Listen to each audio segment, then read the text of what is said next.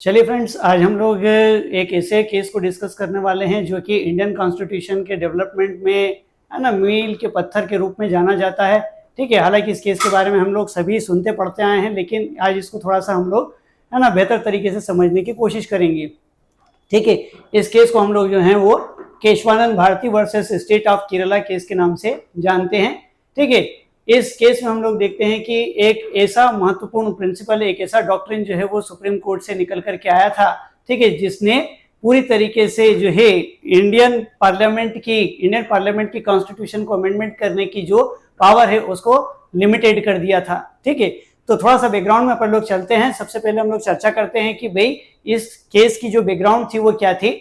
हम लोग देखें आफ्टर इंडिपेंडेंस केरला स्टेट के अंदर जो है लैंड रिफॉर्म्स स्टार्ट किए गए थे। इन लैंड रिफॉर्म्स का जो मेन एम्फेसिस था वो इस बात के ऊपर था कि जो लैंड लॉर्ड्स हैं, ऐसे लोग जिनके पास काफी ज्यादा लैंड है, उनसे है ना उनका एक्सेस लैंड लेकर के उनका रीडिस्ट्रीब्यूशन किया जाए, और जो पुअर फार्मर्स हैं उनको एक तरीके से लैंड अवेलेबल करवाया जाए ताकि उनकी जो फाइनेंशियल कंडीशन है वो इम्प्रूव हो सके।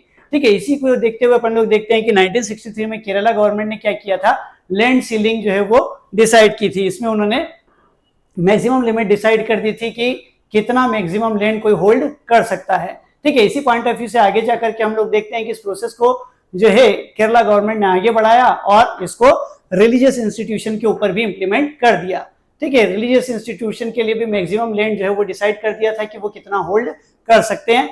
इसी बैकग्राउंड में अपन लोग देखते हैं कि केशवानंद भारती, ठीक है, केशवानंद भारती जो कि अपन लोग देखते हैं केरल में एक डिस्ट्रिक्ट है कासरगोड। यहाँ पर एक रिलीजियस प्लेस है जिसको एडनीर मठ के नाम से जाना जाता है।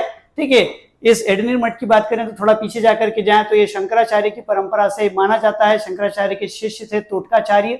ठीक है, उन्हीं की परंपरा में ये मठ स्थापित किया गया था और इसी मठ के है ना मठाधीश के रूप में केशवानंद भारती जो है वो नियुक्त किए गए थे। ठीक है, तो एडनीर मठ की जो भूमि थी उस भूमि को जो है बचाने के, एक्विजिशन से बचाने के उद्देश्य से जो है केशवानंद भारती केरल हाई कोर्ट में गए थे। ठीक है, केरल हाई कोर्ट के बाद केस जो है वो सुप्रीम कोर्ट में पहुंचा। ठीक है, यहाँ पर अपन लोग देखते हैं कि इसी दौरान यहाँ पर जुडिशरी और एग्जीक्यूटिव के बीच में भी, जुडिशरी और लेजिस्लेचर के बीच में भी जो है एक तरीके से अपन लोग देखते हैं कि इस चीज को लेकर के डिफरेंसेस चल रहे थे कि भाई कौन ज्यादा पावरफुल है। कहीं ना कहीं ये चीज जो है वो एग्जिस्ट कर रही थी। इस ड्यूरेशन में अपन लोग देखते हैं कि जो पार्लियामेंट है उसने 24th अमेंडमेंट जो है वो किया। 24th अमेंडमेंट से जो है आर्टिकल 368 में है ना क्लास 4 और क्लास 5 डाला गया और एक तरीके से क्या कर दिया गया, जो जुडिशरी है, जुडिशरी की जुडिशियल रिव्यू की जो अथॉरिटी है उसको लिमिटेड कर दिया। इसके बाद अपन लोग देखते हैं 25th अमेंडमेंट आया। 25th अमेंडमेंट के थ्रू क्या किया गया, जो सिटीजन है उनके फंडामेंटल राइट्स को कहीं ना कहीं कट आउट करने की बात की गई। अमेंडमेंट जो है 29th अमेंडमेंट आया। इस 29th अमेंडमेंट में एक बार फिर से हम लोग देखते हैं कि है ना कहीं से जुडिशरी की जो अथॉरिटीज हैं उसको अफेक्ट करने की कोशिश की गई थी। तो इन्हीं सब चीजों को जो है इस केस में अराइज किया गया था। ठीक है, जब बेंच बना तो यहाँ पर हम लोग देखते हैं कि 13 जजेस को जो यहाँ पर इंक्लूड किया गया था, क्योंकि इसके पहले जो गोलकनाथ का केस था, गोलकनाथ के केस में 11 जजेस थे। ऑब्वियस सी बात है कि अगर उस डिसीजन को रिव्यू करना है तो 13 जजेस का यहाँ पर होना जरूरी था। ठीक है, जो बेंच है वो 6-6 पे डिवाइडेड था। ठीक है, आधे लोगों का मानना था कि जो पार्लियामेंट है उसकी कॉन्स्टिट्यूशन में अमेंडमेंट करने की जो अथॉरिटी है वो अनलिमिटेड है, उसके ऊपर कॉन्स्टिट्यूशन ने किसी तरीके का रेस्ट्रिक्शन नहीं लगाया है और वो इसको अमेंड कर सकते हैं। वहीं दूसरी तरफ जो बाकी के 6 लोग थे उनका यह मानना था कि जो अथॉरिटी है वो अनलिमिटेड नहीं है, उसके ऊपर रेस्ट्रिक्शंस हैं। तो यहाँ पर अपन लोग देखते हैं कि सब कुछ डिपेंड था किसके ऊपर, 13th जस्टिस के ऊपर। 13th जस्टिस जो है ना HR खन्ना थे। ठीक है, इन्होंने बोला कि अमेंडमेंट किया जा सकता है, बट कॉन्स्टिट्यूशन के कुछ प्रोविजंस, कुछ अरेंजमेंट्स ऐसे हैं, ठीक है, जो कॉन्स्टिट्यूशन के बेसिक स्ट्रक्चर की तरह काम करते हैं और ये जो प्रोविजंस हैं इनमें अमेंडमेंट करने की अथॉरिटी पार्लियामेंट के पास नहीं है।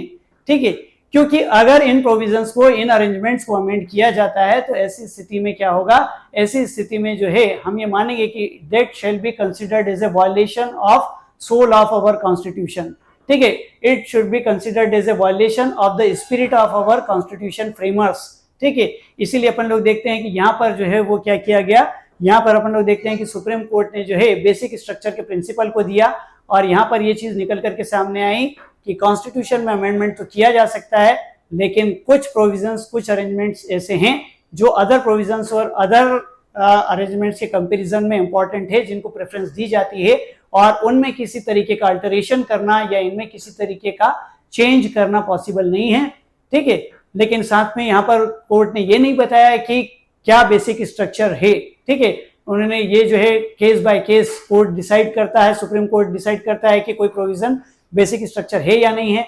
अभी तक हम लोग देखते हैं कि कुछ इंपॉर्टेंट फीचर्स, जैसे अपन लोग देखते हैं कि सेक्युलरिज्म है, ठीक है, जैसे हम लोग देखते हैं कि federal form of federal structure of the government है, ठीक है ना। इसी तरीके से हम लोग देखते हैं कि जो डेमोक्रेसी है, ये सब चीजें जो है अपन लोगों को as a basic structure consider किए जाते हैं। ठीक है, तो आगे भी जो है ये लिस्ट बढ़ती रही है, आगे भी और काफी सारे प्रोविजंस को इसके अंदर डिस्कस किया गया है।